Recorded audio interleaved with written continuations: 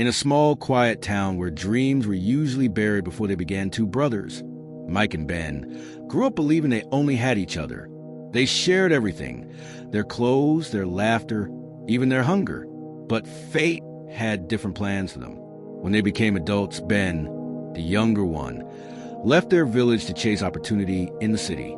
He worked long nights at construction sites, skipped meals, and slept in unfinished buildings. Years passed, and slowly, his hard work began to pay off. Ben built a small business trading building materials. It started with just one truck, then two, then five, and soon he was supplying half the city. One day, he drove back to his hometown, not to show off, but to bring his brother along. He said, "Mike, I've made it this far because of what we've been through together. Come with me. Let's build this dream together." Mike didn't hesitate. The brothers reunited in the city, working side by side. Together, they built two beautiful houses on the same plot, one for each of them. People admired them. The brothers who made it, they were called. But one morning, Ben collapsed in his office. A stroke. Doctors said he might never walk again. For 6 long months, Ben lay in bed, half his body paralyzed, unable to work, unable to speak clearly. But he trusted one person, his brother Mike. Ben handed him everything. The company account, the bank details, the suppliers, even the house deeds. He said, "You're my brother. You'll keep things running until I get better."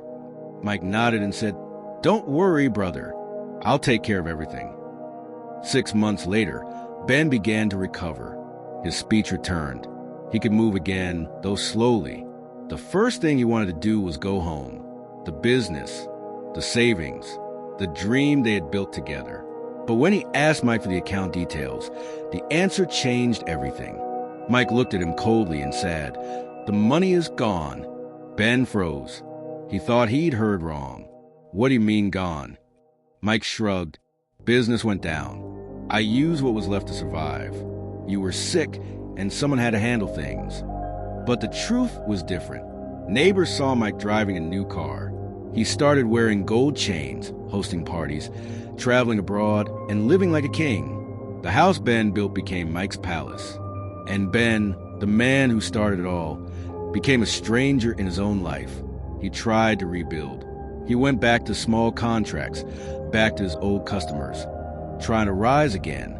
But the city had changed. No one wanted to deal with him anymore. The failed brother. One evening, as Ben sat outside his unfinished home, a neighbor asked, "Do you regret trusting your brother?" Ben smiled faintly. He looked at the stars and said, "I don't regret trusting him. I regret not teaching him what trust means." Years later, Mike's wealth began to crumble. The same people who partied with him disappeared when his money ran out.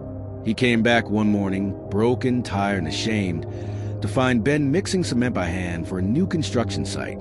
Mike stood there, silent, for a long time. Then he said softly, "Ben, I'm sorry." Ben looked up, his hands covered in dust, sweat dripping from his face. He smiled again, that same faint smile.